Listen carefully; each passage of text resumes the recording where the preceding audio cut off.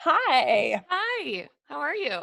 I'm good. So sorry. I was having headphone issues, so I went and That's got the okay. hardwired ones. Oh, no, that's totally okay. Well, technical issues are just a part of the game. I'm telling you, it would not be a day without them. How are Oh my you? gosh. Good. How are you doing? I'm good. I'm excited for Yay. Yay, this. me too.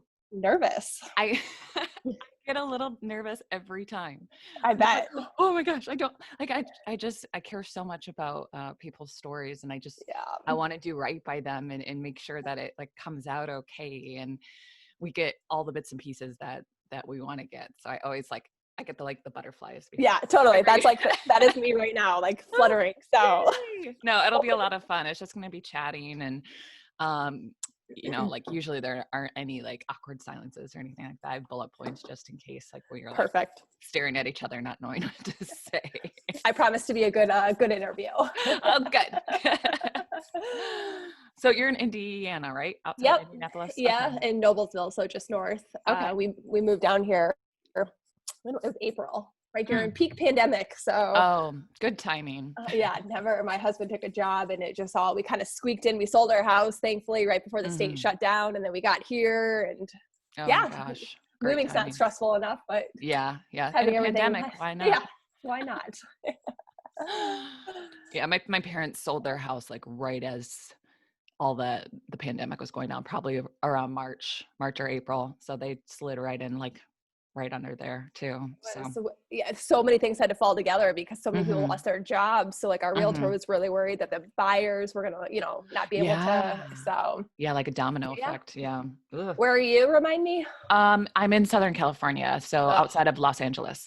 so nice. Well, Yeah. send some sunshine, please, because it's Okay. like 40 degrees today. Oh my gosh, it's gotten cold quick there. I know it was like 75 yesterday. This is like classic for October, but like Yeah. that's why like everyone starts to get like stuffy because it's like Yeah. 75 one day, Hot, 40 cold, the hot, next cold. day. Hmm. So, Yeah, but you got to be prepared, bring your winter jacket and your shorts just in case. yeah, you're bundled Yeah. up and then you're sweating by noon, Yeah, yeah, yeah, like all the seasons. I remember living in Michigan, you had to be prepared for Yeah, anything. you Oh know. my God.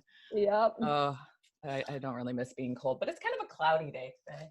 Yeah, it might burn off. Who knows? Anyway. Yeah. Well, cool. Do you have any questions before we begin? I'm going to probably have you be the episode for November 9th, if that's okay Nice. with you. Okay, That's perfect. cool. Cool, cool, cool. All right, here we go. All Game right. time. Yay. It's just a conversation. It'll Yeah. be so fun. Oh, all right. So, Bethany Hart, thank you so much for joining me and on my Cancer Story podcast.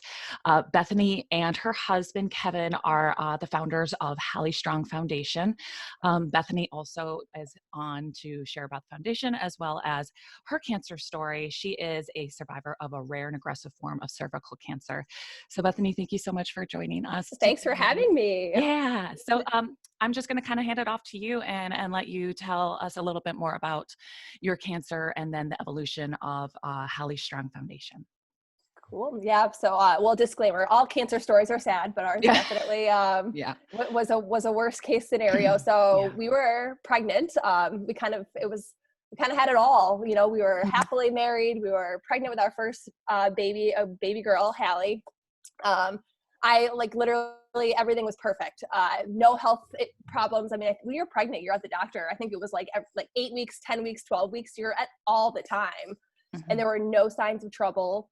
I was really sick my first trimester, but that's completely normal for pregnancy. There was nothing to alert me. I had no idea what was going on inside of my body, which I think led to a lot of the trauma after you got through Yeah. treatment. But they did do a pap smear my first appointment, and a couple weeks later they called and said, hey, it came back abnormal, but you're pregnant. And I think their exact words were, you're pregnant, pregnancy does crazy things to your body, I wouldn't worry about it.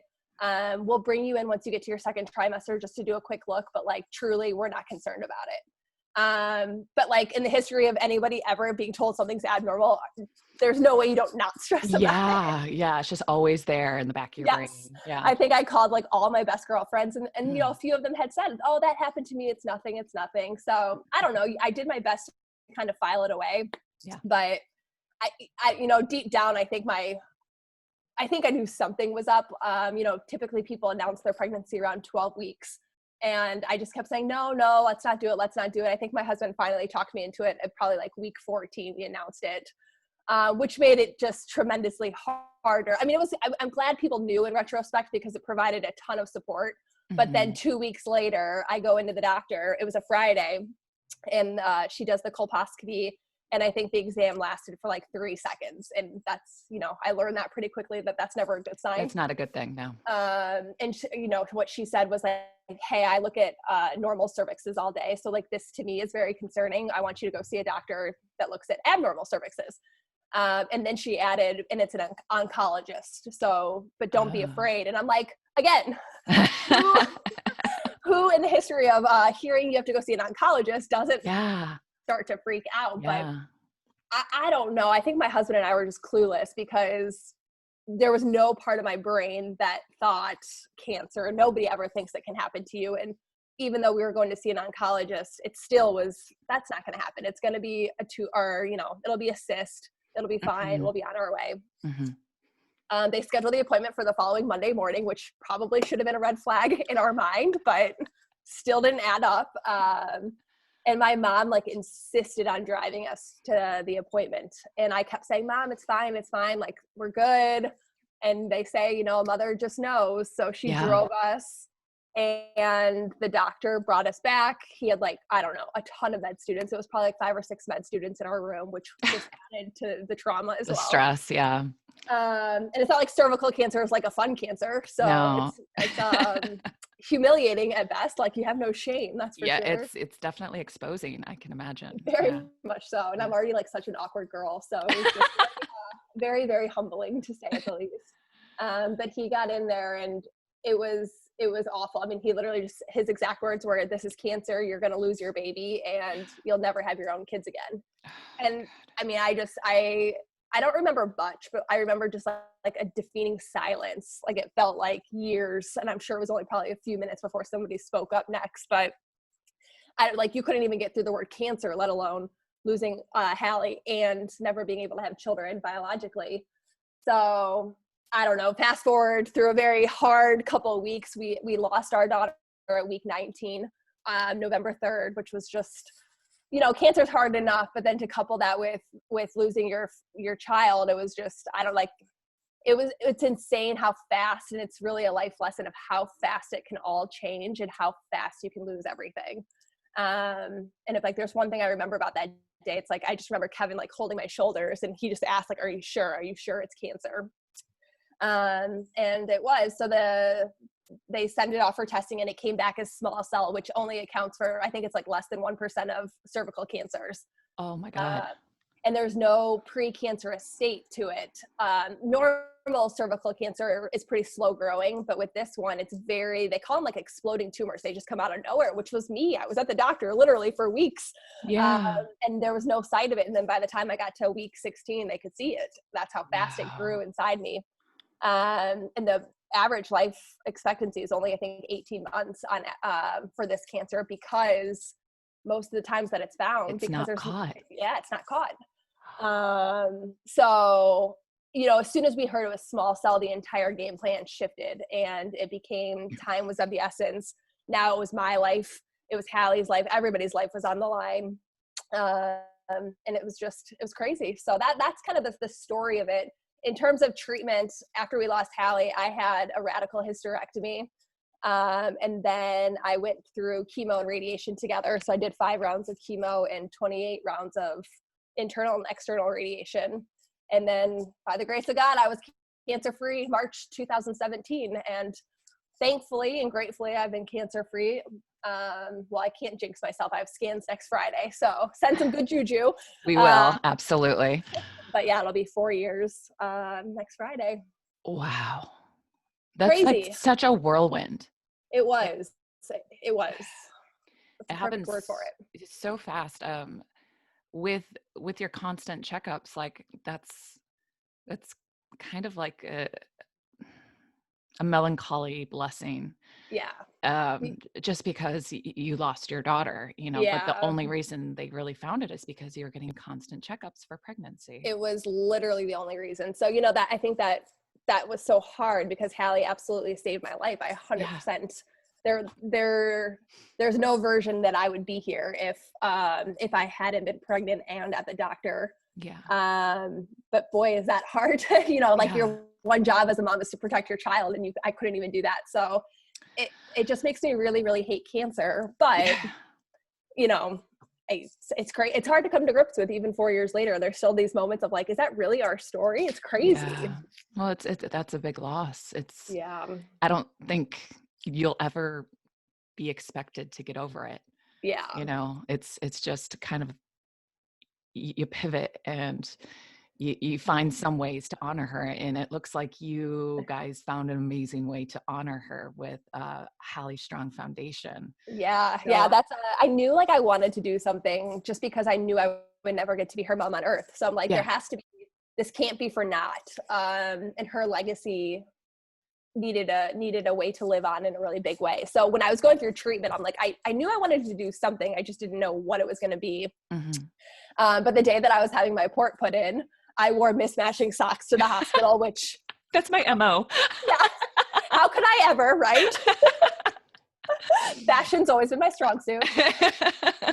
But my nurse and my mom just thought it was like hilarious. I mean, they were joking, but they were just shaming me left and right. Like, how could you ever do such a thing? And I'm like, yeah, because I have nothing on my mind at all. I'm not worried about anything. No. So I had a blog at the time just because it was a lot easier to keep people informed that way versus always responding to the text and having to like rehash all the details. Yeah. So when I went back for surgery, my mom posted a picture of the socks, and people started sending me socks, which was fun. Oh my God. So you'd start to get like, you know, all sorts of fun, fuzzy socks. You'd get socks that had, you know, inappropriate, like F cancer, all of the sentiments. Yeah. And then when I started chemo, I'm like, oh, you actually kind of need warm socks. Like those hospitals are freezing. Mm-hmm. And also I was neutropenic once. So I had a hospital stay throughout treatment just because chemo and radiation just killed my counts. And same thing, like when I was in the hospital, I'm like, a lot of times you're in those gowns, your socks are like the only thing of yours you can wear a lot of times. So I kind of started putting the pieces together. And I'm like, I think this is what I want to do is send socks. And there's also just this element of their fun, like chemo and cancer and everything sucks. The days are the worst. So like, if we can send a little fun through a pair of socks, let's do it. So we launched, I finished treatment March 2017, and we launched, it was Mother's Day 2018. Which was just special for me because obviously I didn't have Hallie, and it's really hard to kind of see everybody with their moms and their babies on Mother's Day. So that was done pretty intentionally to kind of redefine the narrative for the day. Yeah. And so since now we just, I have a room right over here to my left, and it's just thousands of pairs of socks. And really? Yeah, it's so fun. We just people are so generous in donations, and we send care packages individualized to people fighting cancer. And then pre-COVID, we have volunteers all across the country that will ship socks to, and they take them to their local hospital for patients to grab on treatment days. So it's pretty cool.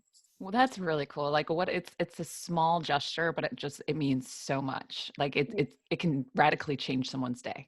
It can. And I, having been the patient, I remember vividly many times that I'd go out to the mailbox and it was just a really tough day. Side effects were out of control, what have you.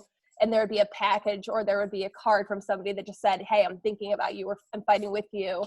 And that just, it's so simple. And yet I don't think I would have made it through that fight if it weren't for the support of others. So it is fun, but I hope it serves a bigger purpose. And like my whole goal is that those patients know, like, you really are never alone, even though you'll have moments that feel like, because cancer is so isolating, there is this incredible community of cancer survivors and patients that like get it and like reach out to those people because it is the only way to survive it. Yeah, that's beautiful.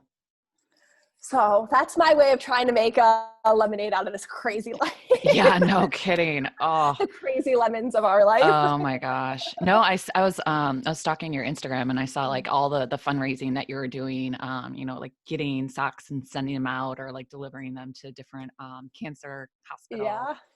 And I saw it very exciting. You had your first international shipment a Yes. few weeks ago going to South Yes. Africa.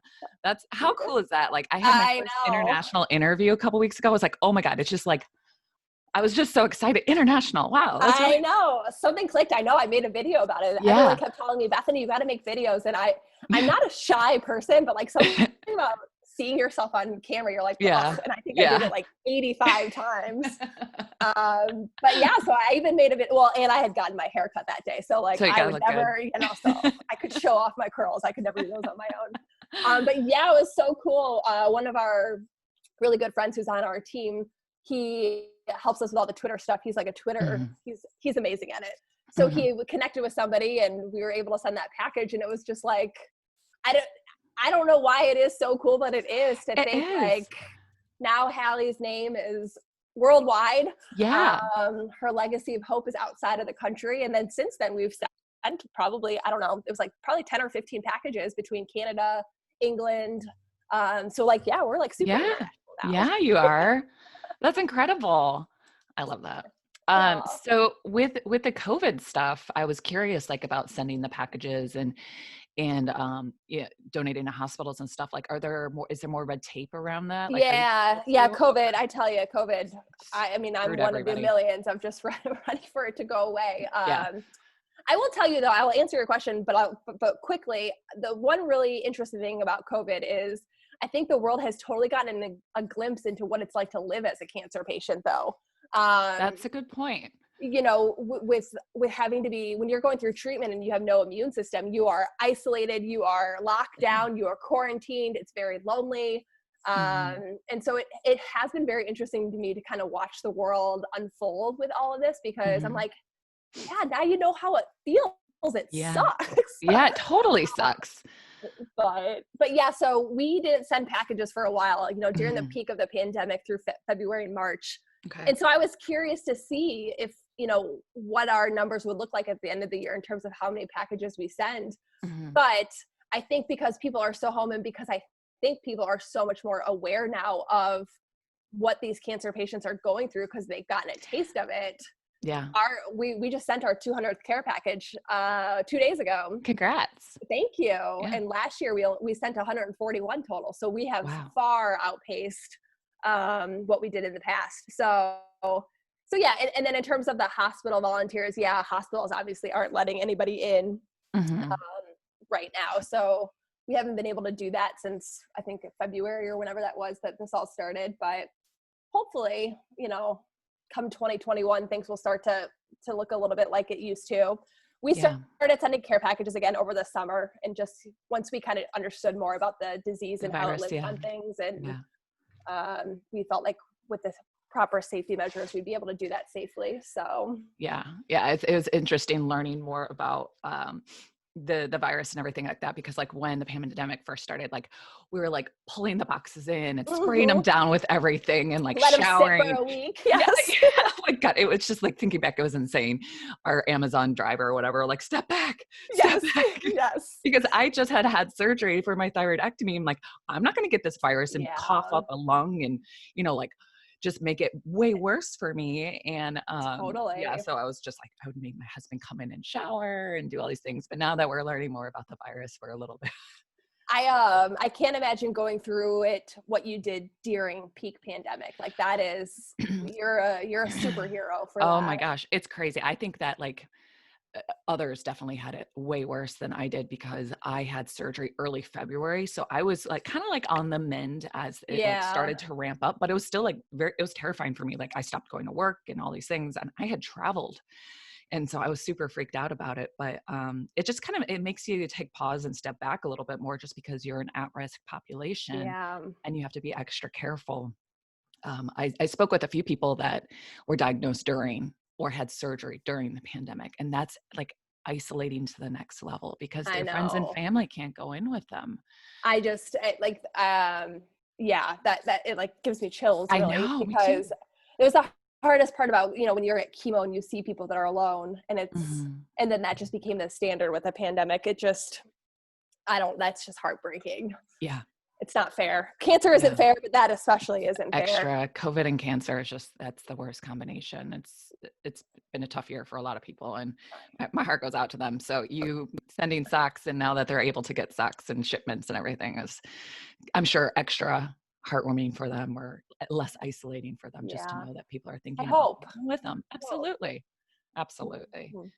So I was reading your blog during I think it was the blog, and it said something about Team Beat, hashtag Team Beat. Uh, Team I don't Beef, know. yes. I was about to, I don't know if that goes in like progression with our talk, but I was like, what is that? I don't know. Okay. So my nickname since I was in like first grade is Beef. Oh, Super beef. awesome. I wrote it. Yeah. I wrote it wrong. Sorry, Team Beef.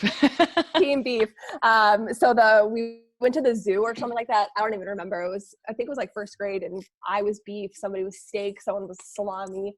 And Oh for my some gosh. reason, mine stuck. And like, I mean, my name is not Bethany to anybody that knows me. It's so funny. All throughout high school, my teachers, my coaches, and then the really funny story is I moved to Arizona right after college, and I was like, this is my chance. Like, I mean, beef just has become part of my identity. It's like not even weird. And people are always like, I cannot call you beef. And I'm like, say it once, it'll be awkward, and then you'll never go back.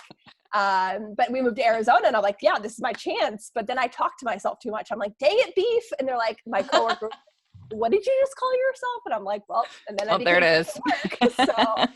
So yeah, that was, my sister made those shirts. It was actually probably one of my favorite stories of cancer. It was when I was in the hospital after having that surgery, which was a pretty massive surgery. And like, I feel like it was like a movie moment in my mind. It was like darker, and my whole family like filed into my room one by one in these matching shirts that my sister Oh had my made for me. gosh. And then they turned it into a fundraising campaign. And when I had beaten cancer, we did a beat cancer party, because what else do you do? Obviously. Kind of like me and Kevin were like, we wanted a way to say thank you for everybody was just so amazing to us throughout the whole thing. So she sold these shirts. People donated a lot of money just towards our medical bills. But then at that party, she had asked everybody that ever wore those shirts to send pictures, and we compiled just this whole shit. There was a slideshow, but then just frames of hundreds of people in these shirts. Oh my gosh. It was so cool. It was so thoughtful. And it made me really realize, like, you don't survive cancer without support like that. So how that kind of, funneled back into the foundation too, of like, how do you replicate that support for people, whether they have it or not in their own personal life? Like these socks can be part of that. And it's a constant reminder anytime they wear them that, like, truly there are people out there that get it and that are fighting with you. Oh my gosh. Yeah, I love that. The support systems, that's been a constant theme throughout doing these interviews. Every person that I've talked to has had this amazing support system, whether it's friends, even if they don't have like a traditional family, dynamic, like they, like their family, their chosen family, or just, your family. It's incredible how everybody just rallies behind these cancer patients, cancer survivors. It's really cool to hear different stories. So with that, like with your family, you were married, like how did it affect your husband? Like, and it's things that you don't automatically think about because you're busy like trying to freaking beat cancer. Yeah. And like your husband's there to support you, like your family too. Like with that relationship, like how is he doing? How did he do? That's a loaded question. So I remember, no, it's a really good question. I feel like this is the kind of stuff that people need to talk about. Because I don't think caregivers get enough credit or support. And especially a husband to wife dynamic, a lot of the husband is like, they're inherently wanting to protect their wife. So when they can't, and then additionally with us, and then on top of losing our daughter, like my heart goes out to Kevin still. When they obviously put us in therapy right away, but therapy looks different when you're going through cancer, and then after is when you actually start processing things. Yeah. But with losing Hallie, they made sure we were pretty well supported from the start. But somebody said to us right off the bat, 50% of marriages that experience cancer end in divorce. And we're like, great, thanks for the vote of confidence. Cool. Just add that to the list of something to worry about. And then they're like, and then you should also know that that's true about losing a child too. And we're like, great, you're telling us we're like 0% chance. Yes, the odds are great. And like, you have no ability to process that when you're going through treatment. Everything is so regimented. you are literally just looking out for side effects. You're looking out for the fevers. You have your phone numbers to call when you do get that is your whole life.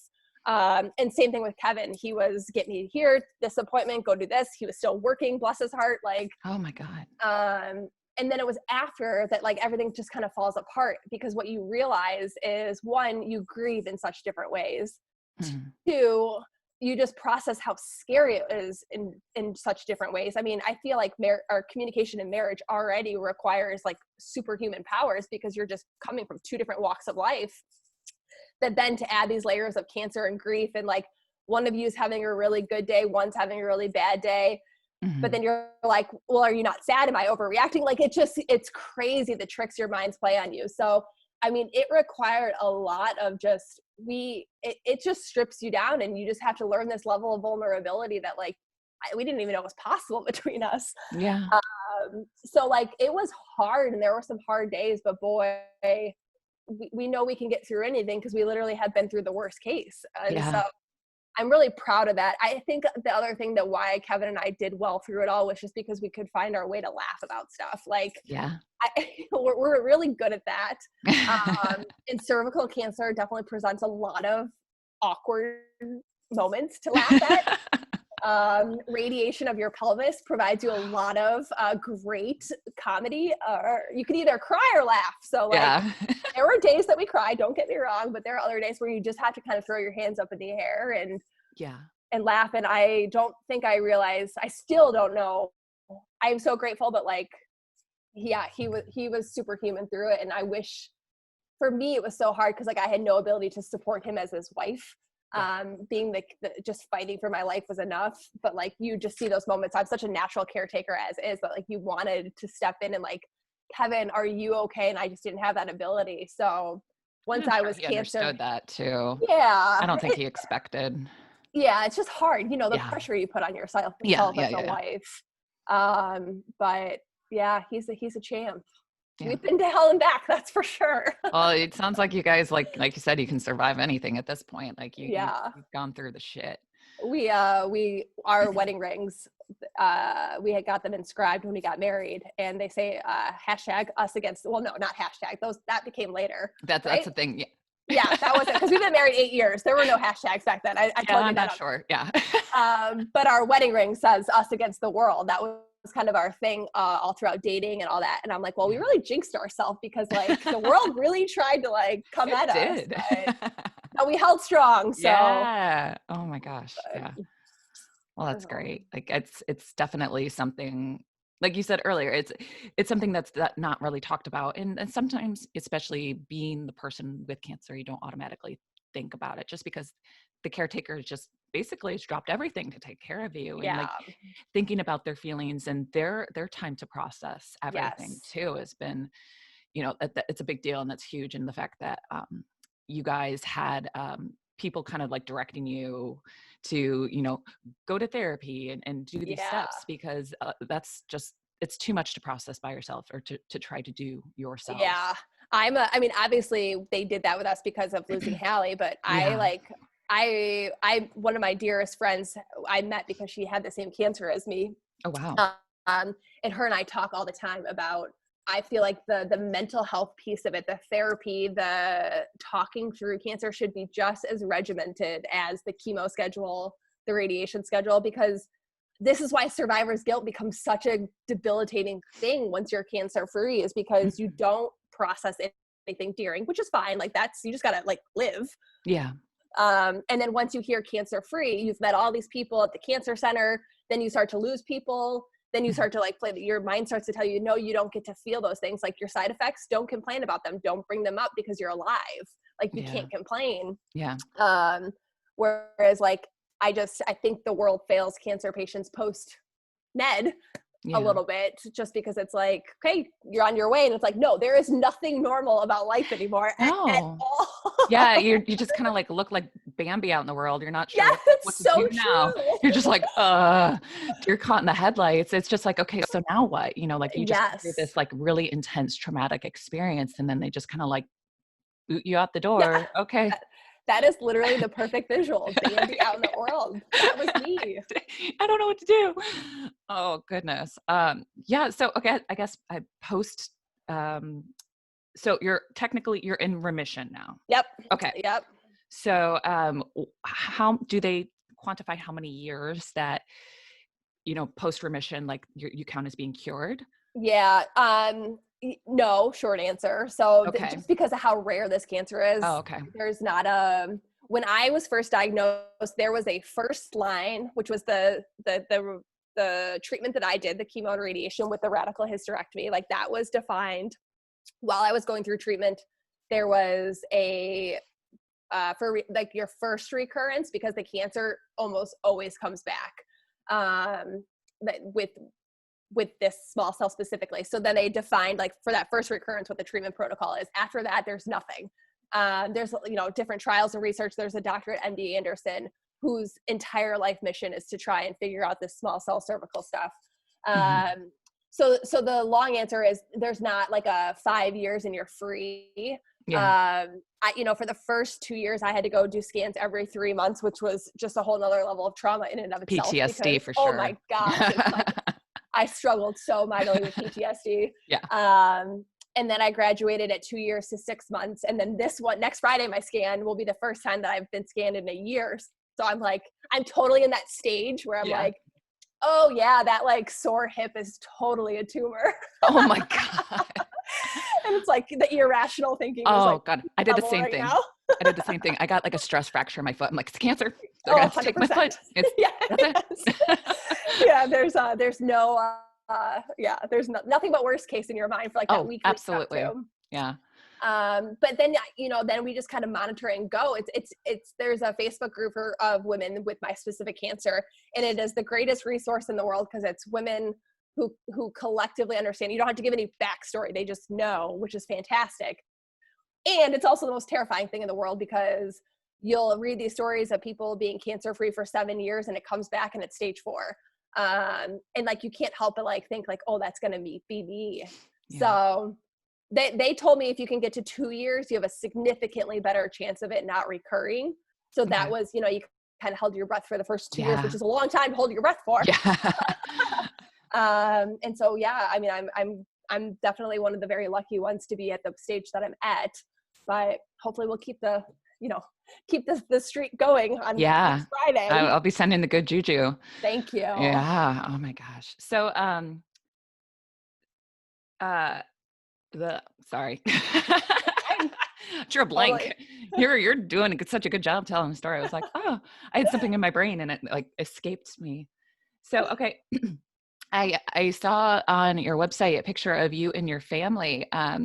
Your son, Kelly, he's adorable. Oh my gosh, the coolest kid in the world. So how old is he? So he just turned 1 on May 30th. Oh my gosh. So he's adopted. He looks like you. Isn't that this is how I know miracles happen, because he has red hair. He has blue eyes like my husband. It's just the coolest thing in the world. But I finished treatment in March, and we knew pretty quickly that, like, obviously kids, we wanted a family. We were pregnant when all this happened. Yeah. And obviously because of the hysterectomy, I wasn't going to be able to have children. So we knew for adoption was going to be our path. And it's awesome because my bestest friend is adopted. So it's cool to see how life just always comes together. I hate it in the moment when people are like, everything happens for a reason. I'm like, stop. Don't talk to me about that. And then you look up and you all of a sudden realize that the person, that she is adopted, her and her mom have the most amazing relationship. Mm-hmm. And that became like just a pillar of strength for me and Kevin going through it. Mm-hmm. So that's just cool to watch it unfold. But anyways, so we got into the process right away, and it's extensive. So anybody that's adopted, you are my hero, because it's just paperwork after paperwork after paperwork. Oh, we went on profile July 2017, and then it was 2 years almost to the date. Well, not really, it was May. That we got the call that a birth mom had selected us. We met her for lunch. And then it was like 3 weeks later, he came 2 weeks early. So it was, I think it was a Thursday morning. We got a phone call. My social worker's number popped up, and you don't get phone calls. You either get phone calls for really bad news or really good news. And so we actually had 2 failed adoptions throughout that 2 years, which were devastating in and of themselves. But her number popped up, and I don't like, for the first time in 3 years at that point, like, I just knew, like, I'm like, this is our phone call. And there's so much volatility in adoption that you just have to be prepared at all times. But like, I just knew in my gut that like, nope, like life was about to change. So she was like, you got to get to the hospital pretty fast because she's been in labor. And she had asked if I would be in the delivery room, which that's very abnormal for adoption. And it's something that like I prayed for over and over and over again, knowing that I likely would never get that. But I think Kevin and I, one of the things we took absolutely the hardest about never being able to have biological children is you not getting that experience in the delivery room. That one still, like, I get chills. Like, that one still hurts a lot. Like, that's a raw wound. But so when she asked, she was like, I want you to be in the delivery room. I'm like, I just knew that this was meant to be. And so I was in there.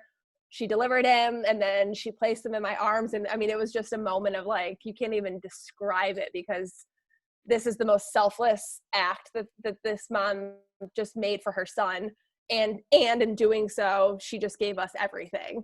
It was, you just gave me goosebumps. I wish I could do it justice, but like, cause it's such a loss for her, and it's such a gain. Like, you know what I mean? Like, it was just the most courageous, selfless thing that she could do. And she made us a family. And then I got to introduce Kevin to Kelly, and it was just, that moment was everything. And then he's just like the coolest little dude. We just have so much fun with him. He's so like, he just loves life. He laughs all the time. He's such a character. Oh my God. So yeah, we, you know, for as hard as life has been, boy, am I grateful to be where we're at right now, because I can't imagine life without him at this point. So it's so fun. Oh, it's beautiful. You guys have a beautiful family with the pups. Thank you. Oh my gosh. Yeah. The crazy dogs. There's a lot. A lot going on in the household. That little dog, my husband still kills me for, because when I was going through treatment, I'm like, because we had the big and the medium. I was like, we need a little dog. And like, how are we going to say no to a cancer patient? So right after I finished treatment, we got the little dog. And what we have found out is little dogs are very hard to potty train, because you can't like catch him in the act. And so he's the troublemaker. So my husband and I just kind of have to give him like the play the cancer card every now and then, like, well, you know, he's cute and cuddly. Oh, that's so funny. You know, it's, you know, like what you're just saying too, it's like cancer, it's kind of taught you like to appreciate like the little things in life. Like, you know, even though like the little dog is a little deviant, but he's a good boy still. He is. One of my best friends, who was just amazing to me throughout all of cancer treatment, she was the friend that like literally flew in and would be like vacuuming my house, and just like, you have one of those friends that just does. And she was great at that. But so when we had that Beat Cancer party, my brother-in-law took a bottle of champagne and was like, you know, I think We Are the Champions was playing. It was it was like you're in a movie. It was so cheesy. It was so good. So he was like spraying it, and some of it got on our wall. And my friend, she was like, how are you not freaking out about that? I'm like, because like, who cares? Who cares? It's like, a wall. That is, I'm, you know what? Keep spraying it. Like, you have earned this moment. But you definitely have a whole new perspective about things that get to you, and things that don't post-cancer. Things that used to matter, and then it's just after. No big deal. It definitely changed your perspective. All of it, all over the walls. Go. Totally. Oh man. So I guess like since being, you know, given, you know, the green light, you're in remission, you touched on it changed your perspective, and you know, like things that used to matter don't really matter as much anymore, and vice versa. And you definitely count your blessings, especially the little things in life and the little people in your life. And what has, like, do you have any, I guess, advice for the listeners, or like what else has cancer taught you? Yeah, that's a good question. It's funny. It's hard to describe in terms of just like, okay, I'm just going to say it. You have to like learn how to YOLO, for lack of a better term. Hashtag yellow. Right? Like I'm like not, I'm like the nerdiest person in the world. So that doesn't Yeah. sound right, me saying Yeah. that, but you just have such a perspective that like Kevin and I know so intimately, as do you, that like literally all it took was one doctor's appointment for us to lose everything. And we were probably a couple weeks away from him losing literally everything, both me and Hallie. And so like when you have been through that, you just have this awareness of that, like it can all go away. So like, yes, we love toys and we love this, and we went out and bought a boat because you know what? We're going to go create memories, and we're just going to live every single day knowing that like it could very easily be our last. And it's so cliche, and every cancer patient says it though, because like it can, and it did for us. And so we're very intentional now, probably a little irrational sometimes, but we justify it as like, but it could all change. So it's like, buy the boat, go on the vacation, go out for the meal, have the extra glass of wine. Like these are just memories you'll never get back, and you're going to regret not spending time like that. So I think that stands out for me. And I think just like making sure people know how much you love them is like so important to me now. And Kevin and I have a thing that we talk about where we have this pact now where you just show up for people. Cause I think you only kind of create purpose out of your own chaos by making something of it. And I think having walked the road that we have we know the darkest of dark days. We know how they feel. We know what sucks about it. We know how much support is needed. So like, we now know that like when our friends or our family are going through tough times, like you just got to show up for them. Cause that's what mattered to us. The people that just showed up at our door, the people that just called and like forced us to talk, the people that didn't just stop at, hey, how you doing? Okay, great. Bye. You know, we're thinking of you. The people that actually showed up and like, like literally, how are you doing? What is hard today?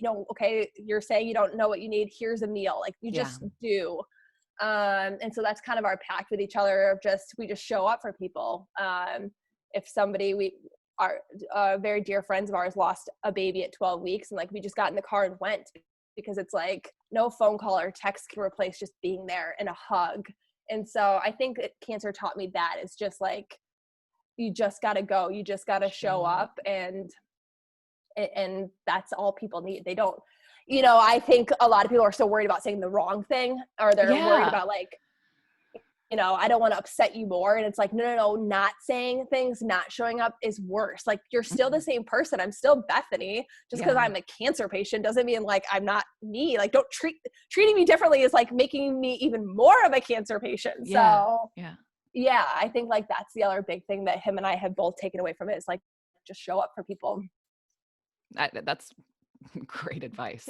No, it's perfect. It's like you learn a lot, and you're also paying it forward, because like you said, you had so many people that showed up for you, and it's kind of like you just said, you only live once, and you are going to be there for your people. And when you touched on so a lot of people don't know what to say. I was interviewing one of my best friends, Joe. She had breast cancer, and she was just saying the same thing for like the people who just kind of disappeared because they didn't know what to say. They felt awkward. I'm sorry that this is uncomfortable for you, but it's just like not saying anything is worse. But then like, you have the friends that are like, what can I do? Can I, like your friend, can I vacuum your floors? I'll bring you a meal. I'll take you to your doctor's appointment, like whatever you need. And those are the people that are, in it for the long haul with you. And you definitely do find out, I guess, the people that are here to stay. And then also find out like the people that get cut, no harm, no foul. We just weren't meant to be friends forever. So tough times show true colors. I do definitely, I definitely do. But, and, I think like with the foundation, that my experiences and how relationships were impacted by it, I think was also a very driving force in how we set it up, because the ability for a loved one to send a care package, like that was really, really important. That's an important component for me, because I know I took it very personally during cancer. Like if somebody didn't reach out or this, I'm like, what did I do? And it's like, no, people just aren't equipped. Yeah. And it's like, that's so hurtful though. But what I now know, removed from the emotions, is that the human, like we're just not wired to go there and talk about hard stuff. Everybody is just wired to like, everything's great. It's like, that doesn't work in cancer. So Mm-mm. building out this program where people can send a care package, because it's free and it's easy to do, and it will forever be free. I'm very passionate about that because I want it to be a really easy avenue for someone to be able to do something for the cancer patient in their life. Yeah. So when they don't know what to say, fine, send socks. Yeah. And that'll break the ice, and then you'll realize, oh, they are just still the same person. But yeah, it's hard. I mean, that's definitely a big dynamic of cancer, and Mm-hmm. the support piece of it, and how hard it is, and how it does change based on Yeah. how people kind of interact with you on it. Yeah. Yeah. It changes a ton. So you're saying like the socks totally free, ship out. So Yeah. you okay. So is there a way that people can find you to donate? Because Yeah. I'm sure you work strictly off of donations. Yes. Yeah, we Yeah. totally do. Yeah. Yeah. So our website is halliestrong.org. Mhm. And then we're on all the socials. It's same thing, Hallie Strong Foundation. But on our website, there's a couple things. So yes, there's all the information about how to donate socks. You can go out and shop your own. We also have an Amazon wish list that you can just hop on Amazon, Oh, and then they great. ship directly to us. So that's like the easiest way to do it. There's also links to just donate online as well too. If Okay. you know that when we use money, obviously, to cover shipping costs and Yeah. socks and all that good stuff. And then there's the two landing pages. One, so if you know someone fighting cancer, you'll just go in there, put their information. We'll ask you a couple of questions just about their interests, because we try to send socks perfect matches, Oh my good blend. gosh. So we'll try to send socks that match like what their interests are. So, Yeah. and that's like my favorite part about it. My husband and I laugh all the time about how we're like nerds about it, but like we'll get a package request, and the people will be like, they love, I don't know, like the beach and butterflies and Elmo. And you can tell I have a 1-year-old. And then we'll go we'll go sort through all our socks, and we'll find butterfly, beach, and Elmo socks. And I'm like, this is amazing. It's perfect. I know. So I love when we're able to and that's why donations are so important, and, Yeah. and diverse donations, because that way we're able to kind of match people's interests. But Mhm. so there's that, and yes, it's free to send. Mhm. I handwrite a note to every person that we send a care package to. And then we also give the loved one an opportunity to write a note too if they'd love. And then the second landing page is for a cancer patient. So a lot of times, because the cancer community is so amazing, somebody will get a care package. They'll wear their socks on a chemo day. They'll tell the story. And then it's so fun to see, because then you'll get like 5 care package requests from that same place City. in Texas. Yeah.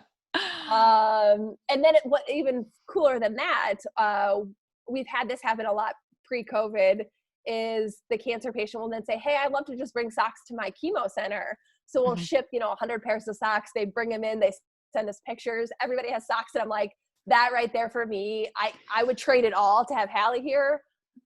But like, boy, does that just like, that's everything to me, to know that there's 100 cancer patients in this little cancer community somewhere in the middle of nowhere, Yeah. all feeling this bond over it, and all in Hallie's name. Yeah. And so yeah, that's all on our website. That's so awesome. You're just making such a difference. And it's really cool to see cancer survivors, take something like take lemons and make Yeah. lemonade. Yeah. And, just doing something different and helping other people, whether they're cancer patients or not, but just like kind of changing the world. Like you said, the cancer community is so awesome. Holy shit, that is an understatement. It's unbelievable. Amazing. Doesn't matter what kind of cancer, no judgment. I had the quote unquote good cancer. Nobody judges me for that. And it's just all open arms. It's just like one big warm fuzzy. I don't know what it is. The light that cancer patients and survivors have within them is something special. It's unbelievable. And in starting the nonprofit, I've made connections with people that run like these big, massive nonprofits that you would think in the corporate world, people, don't share secrets or don't help out. The cancer community is like, great, you talk to this person, this person, and this person. Yep. Oh, I'm going to do this for you. I'm like, what? Like, that's incredible. It's like, are you sure? Oh, thanks. Okay, wait, but we have to go back, because what you just said about the good cancer, I have very passionate feelings about. Oh, me too. I'm sure you do. I like that. I'm so glad that you're doing this, because this is so needed, because there are so many people out there that think those same things, and that never then get the support that they need. And it's like, there is no good cancer. No. Like, no. There's no good cancer. And like, oh yeah, When I could people talk say all day that, I'm about just like, I mean, like, if you'd prefer to have it, that's fine with me. Like, I'll stick around with having my thyroid gland it. Yeah. intact and, not being worried about every little thing that happens that is Yeah. cancer, like, oh, my lymph node's kind of big today. Like, oh shit. Yeah. But it's definitely something that I'm still coming to grips with for Yeah. how to identify with it and how to not have that, I guess, not survivor's guilt, but cancer guilt. Because Totally. I had such an much easier time with my journey than so many other cancer survivors. Doesn't matter what kind of cancer, and then let alone so many different type of thyroid cancer survivors. Like I met a good friend basically through the internet. She's in Canada and she's having such a hard time recovering. Like she's in Yeah. so much pain, and I was like up and walking the next day. Yeah. It's just the stories are so different, and I think that's what inspired me to do this, just so I can hear other people's stories, because like let's get it Totally. out there. Let's have people talk about it. Let's not have it be a stigma. Well, and that this is why cancer becomes so debilitating, is for that Yeah. reason alone, is that people don't feel like they can talk. And I'd say that even outside of cancer too. Like Mhm. the thing that I notice a lot is people come to me and they'll say, but I can't complain to you, Bethany, because I'm on the flip side. They're like, you had it, like it's nothing compared to what you went through. And the first thing I say right back is, that doesn't mean it's not something though. Yeah. So like That's a it's great it's answer. but it's true though. And I think the world needs to embrace that a little bit more, Mhm. because we like make these like stories in our mind that our pain or our trauma or our story, our experiences aren't good enough to talk about. And then you end up Mhm. just dealing with it in your own mind, which that's not healthy, because then it No. becomes, especially with cancer, then all of a Yeah. sudden, yeah, you're a stage 4 patient. It's like, Yeah. you made Just it out holding it this in. pain. Exactly. Yeah. So I don't know. I try really hard to like, to kind of like debunk that whole thing. So Mhm. that's why I love what you're doing, because it has to be like said out loud. There Yeah. is no good cancer No, there's at not. all. And Uh-uh. just because you recovered quickly doesn't mean you've had it easy. Yeah. So yeah, I feel very passionately about that. So I had to Oh, circle thank back you. You're like, no, we're going to talk about that. Well, around. thank you. I appreciate that. It's kind of like, well, talking about that survivor's guilt. It's like that other like Yeah. good cancer guilt, I guess. Yeah. But it's like, with any cancer, it's always going to be in the back of your mind. Oh Just doesn't yeah. matter. Your life is forever changed. It's kind of just like, even even within like relationships, especially like husband and Mhm. wife relationships, it's like you guys have to pivot.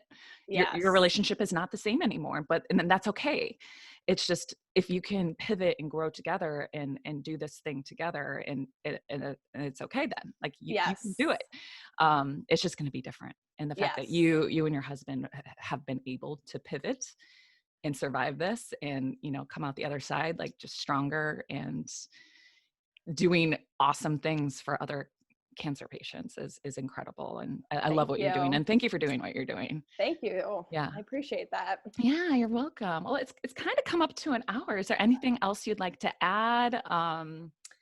Any other advice?